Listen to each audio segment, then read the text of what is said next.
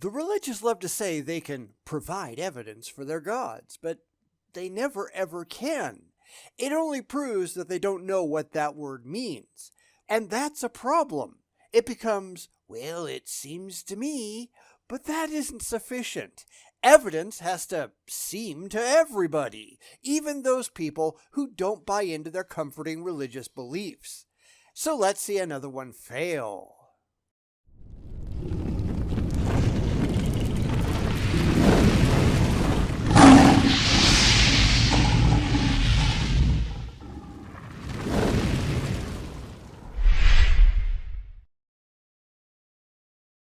So we're going to stick with doing articles for the moment because sometimes YouTube gets boring.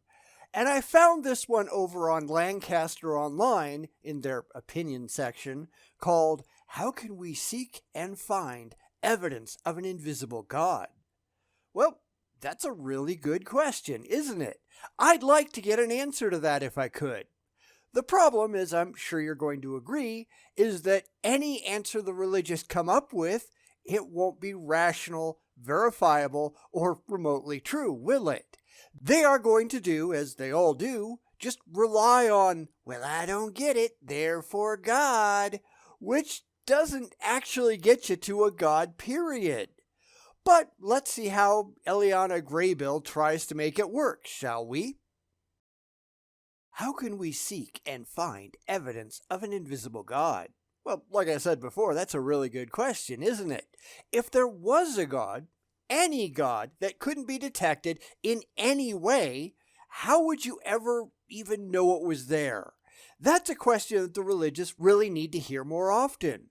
How have you come to your belief in God, and how do you prove it? Because if you can't prove it or provide evidence that your conclusions are reasonably true, then you're just making a fool of yourself. Nobody cares what you want to be true, only what you can demonstrate. And it's time these people got that through their thick skulls. Some wonder if God really exists because they cannot physically see him. What do people think about the invisible God? Some people may think that the evidence for God that is found is just a coincidence or that it really happened by chance. What evidence do people have of God's existence? Well, it's not just that we can't physically see him.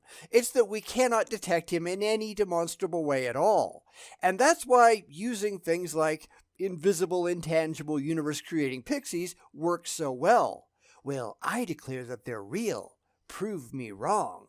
Of course, they'll object because there's no way to find out if they actually are real. And that's kind of the point. Exactly. And that goes for your God too. Come on back when you can do a better job. Of course, you'll never see them again because they just really want it to be true. But wanting it to be true doesn't mean anything. It just makes them look dumb. 3 strands of evidence that prove an invisible God does exist are biblical verification, miraculous confirmation, and natural revelation. Well, I can tell you right now that none of those things are remotely going to fly. Now, the religious, they don't care. They just really want to believe. Yet wanting to believe doesn't mean anything, does it? What if I really, really wanted to believe in those pixies? That would not make them one bit more real. That's why the idea of faith means absolutely nothing. Anyone can have faith in anything. I have faith that these people are idiots.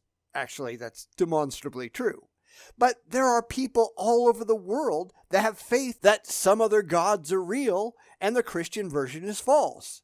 Faith doesn't get you anywhere.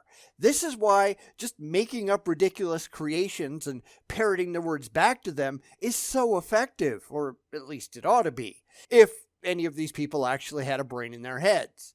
Mostly it just makes them mad, but so long as they go away, yeah, I'm fine with that. How about you? There is evidence of an invisible God because biblical verification, also known as special revelation, exists. The Bible points to the presence of an invisible God. No, not even close. There isn't, because there's no such thing as biblical verification. Oh, sure, you can point to some places mentioned in the Bible being real, but that's no more convincing than saying New York City is real, therefore Spider-Man. When we say, give us evidence, we mean direct, demonstrable evidence for specific events, especially for specific supernatural events. And you people have absolutely nothing. You have claims in a book that you like. That is not impressive to anyone with a brain. Of course, that makes these people sad, because that's really what all this is about. They just want to be emotionally comforted. They really like the idea, therefore it just has to be true. Why? Because they say so. So let's get back to the evidence. Actual evidence. Pick any supernatural claim made in the Bible and back it up with something beyond your faith. Creation ex nihilo. They tend to want that, so show us, not with the claims in your book, not with mythology, not with stories, but with actual physical evidence that everything just poofed into existence by magic. That won't get you to a god, and it certainly won't get you to your specific god, but hey, at least it's a start. We'll start easy. Go ahead and do that, because I don't think for 1 second that you'll be able to do it. For instance, in Daniel 3, God performs an amazing event where he saves Shadrach, Meshach, and Abednego from the fiery furnace. This story begins when 3 men do not worship a statue of gold that the king has set up. The king gets angry and throws them into a blazing furnace. After they are thrown in, the king sees that instead of 3 men set on fire, there are 4. He realizes the 4th man looks like a son of God. So he calls Shadrach, Meshach, and Abednego out of the fire. They were not harmed. This story provides evidence of God because the invisible God saved Shadrach, Meshach, and Abednego by making himself visible to spare them. The king saw the true God and believed. Well, that's the story. You have shown absolutely no evidence at all that it ever actually took place.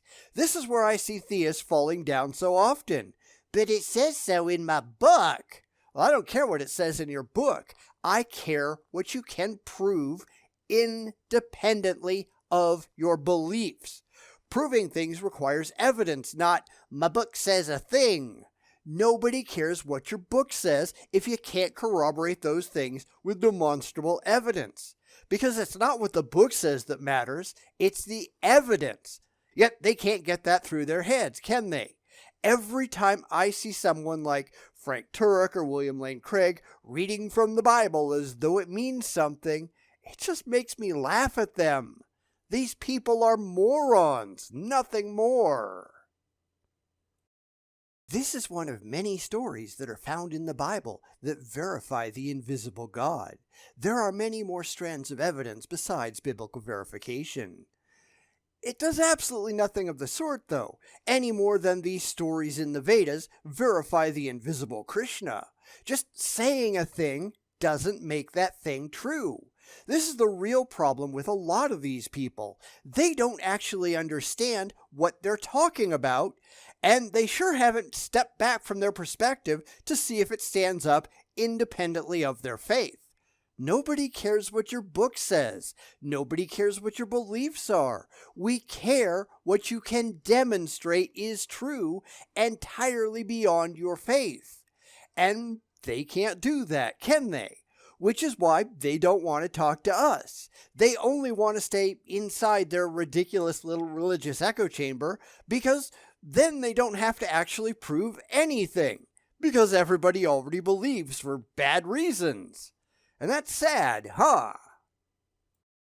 Another piece of evidence of an invisible God is miraculous confirmation. Miracles indicate that God is real. Sure. Now prove 1 miracle ever happened. Go ahead. Do it without calls for faith. Do it with demonstrable evidence. Because I predict utter failure. Because here's the thing, and this really goes for all of these silly arguments. First, as I already showed, you cannot prove a miracle ever happened. Theists can't even define what miracles are. How do you tell a miracle from something that's just very unlikely to happen? It's a good question to which they have no good answers. Secondly, though, even if you could come up with a legitimate miracle, and good luck on that, you haven't established that a God done it. Any God, not just yours. You're not even remotely close to proving that your God done it. That's just a pie-in-the-sky claim with absolutely no independent corroboration. This is why, as I've pointed out many times before, I don't get it, therefore God doesn't get you anywhere. God is not the automatic answer that fits all questions. In order to say thing X proves thing Y, you have to not only show that thing X happened, and for miracles, good luck on that, but you also need to show that thing Y is real and demonstrably did thing X. There needs to be a direct, demonstrable causal link produced between the two. You can't just assert it, you have to be able to prove it. And the religious never, ever, ever can. This next example is a miracle my family experienced. My grandmother told me the story of how she woke up at 3:26 a.m. on May 2nd, 2018 to find my grandpa in cardiac arrest. Jesus responded to her pleas for help by providing 3- and 5-minute responses from the police and ambulance. The power of Jesus restored my grandpa's body and brain that had been without oxygen for 33 minutes. This miracle was compelling to at least one doctor who said, "I am a man of science, but you, sir, had a higher power." Yeah, I'm sure that happened. Again, this is all just a claim. Why didn't Zeus do that? How do you prove Jesus did anything? It's just, but this thing I really, really like happened because I say so. Sorry, that's not going to impress anyone who doesn't already share your beliefs. Of course, that's why they don't want to talk to us, isn't it? They spend all of their time in a religious echo chamber where everyone else already believes what you believe, so they don't have to back any of it up. Now, try taking this story to, I don't know, a Muslim mosque or a Hindu temple and try convincing them of the same thing. You're not going to be able to because they are not predisposed to your particular faith. That is why every single one of these arguments just fail miserably because they cannot imagine that everybody around them isn't just like they are. And it's really too bad that most people simply are not. My grandpa was in an induced coma and was paralyzed for 2.5 days. A person who goes without oxygen for 33 minutes has a 3% chance of his heart restarting and a 1% chance for a healthy functioning brain. My grandpa has both a healthy brain and heart.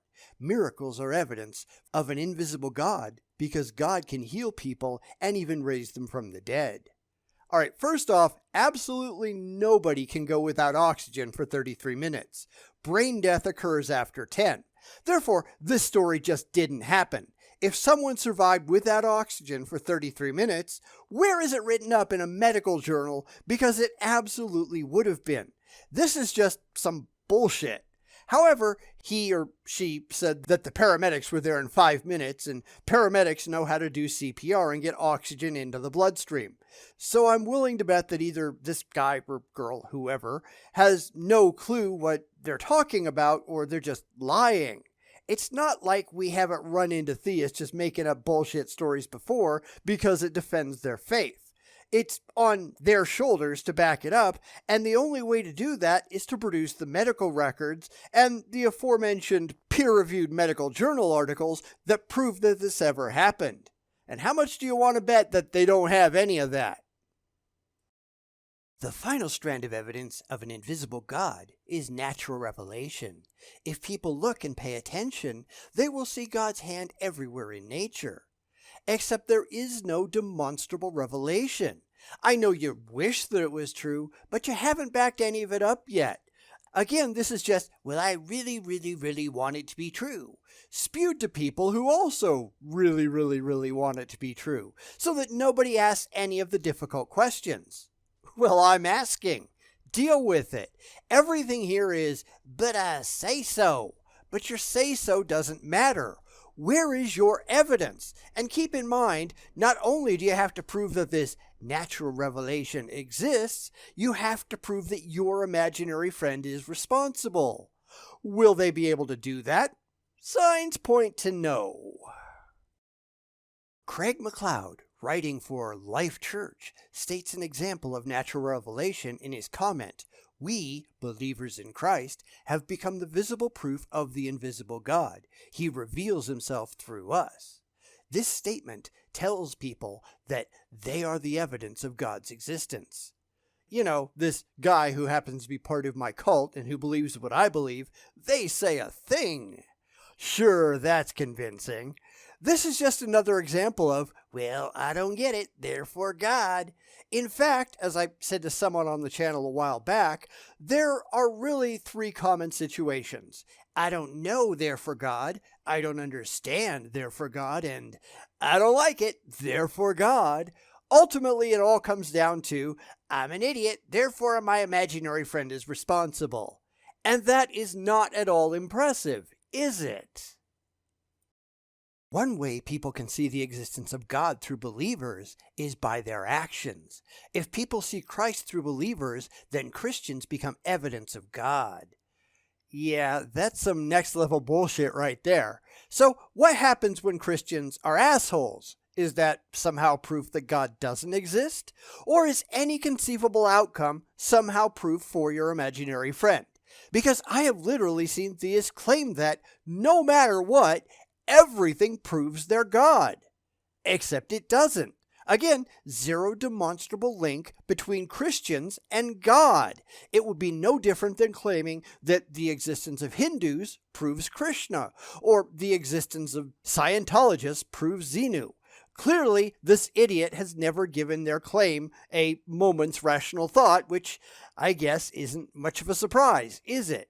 But I really want it to be true. So the hell what? The late evangelist Billy Graham declared, "Can you see God? Have you ever seen him? I've never seen God. I know he exists. I've never seen the wind. Have you ever seen the wind? I see the effects of the wind, but I've never seen the wind. There's a mystery to it." Okay, Billy Graham was a moron. This whole thing is just, look at the trees, stupid. Nobody knows that God exists. They believe it, they have faith in it, but knowledge requires some demonstrable basis in fact, and the religious, they've got absolutely nothing. It just goes right back to, but I really want to believe. This is something that you'll notice about the religious, and I know it's not just them, but it's very noticeable among the religious, and I've pointed it out before. They love to point to people, to authorities, to preachers mostly, like, well, they said it's true, so it's got to be true. But that's not how this works. The people don't matter. Scientists don't matter. It's not the people. It's the facts that those people know that matters. It's what they can prove that matters. The only thing the degree shows is that they've learned stuff, but that doesn't make it right automatically. Just because an apologist says something, that doesn't make them right, especially given the fact that most of these shysters have their hands out for your money. They have a financial reason to lie. Of course, the religious are never aware of that, are they? Wonder why. Just as the wind is invisible, God also can be invisible. Psalm 19, 1-2 says, "The heavens declare the glory of God. The skies proclaim the work of his hands. Day after day, they pour forth speech. Night after night, they display knowledge." These verses mean that all nature points back to God the Creator. The wind is invisible, but it is detectable. God is invisible, supposedly, but tell us how to detect God. Because if you can't, then you have no business at all believing in this imaginary man in the sky. This is what the religious can't get through their tiny little heads. My book says a thing doesn't matter unless you're a gullible fanatic who isn't concerned about the real world. And that describes most theists, doesn't it? This is why we have to keep pointing out the problems inherent in their blind belief. But I really want to believe. So what? That doesn't matter. That just proves that you're an immature idiot who has never matured beyond the age of 5. That is not something that you ought to be proud of. In conclusion, 3 strands of evidence of an invisible God are biblical verification, miraculous confirmation, and natural revelation. John 20:29 says, referring to doubting Thomas, "Then Jesus told them, 'Because you have seen me, you have believed. Blessed are those who have not seen and yet believed.'" Except that just proves that people are stupid. Every single one of these people have failed miserably. That's why Hebrews 11:1 defines faith as wishful thinking. It's what you want to believe, not what is actually true. Your Bible is entirely unsupported, you haven't proven a single miracle, and nothing in nature demonstrably points to your imaginary friend. Just because you like it, that doesn't make it so. And that's probably the most common thing that I have to say to theists. I don't care what you like. I don't care about your faith. I don't care about your wishes and your dreams. I care about your facts, and those tend to be really, really hard for the religious to come up with. It's, but I really want to believe. Okay, so what? Hindus really want to believe in Krishna. Does that make Krishna real? Ancient Egyptians really wanted to believe in Ra, among others. Does that make any of those gods real? Wanting to believe something doesn't make that thing true. What makes it so is if your ideas demonstrably and accurately comport with reality. And I'm sorry to say, well, I'm not sorry, but none of yours actually do. Deal with it. Examine these strands of evidence and determine whether the invisible God exists. It is important to believe in God and experience what He can do in one's life today. Yeah, I did that, and they're all bullshit. Now, granted, the author of this article isn't here to hash out the details, but I doubt it would matter regardless. I have had this same conversation with theists both online and face-to-face, and it has never mattered to any of them. They just want to believe. In fact, I had this exact conversation with a theist online yesterday, and they just made excuses to get away. Well, you're just an angry atheist, and I don't want to talk to anybody who's angry. Except I wasn't angry, except where I had to keep explaining the same thing over and over and over and over again because he just couldn't get it through his thick skull. No, he just wanted to get away because he got backed into a corner and he couldn't fight his way out. It was head for the hills time, because that's really all they can do. That is every single interaction that I ever have with a Christian or a Muslim or anything else. Those two are the most common, but I do talk to others. They all have to run away the second that they realize that I am not going to take their empty claims on faith, because faith doesn't mean anything. These people are idiots, and it's time we stop letting them get away with their idiocy, because the more that we look at these morons, the worse it gets. And that's kind of sad, isn't it?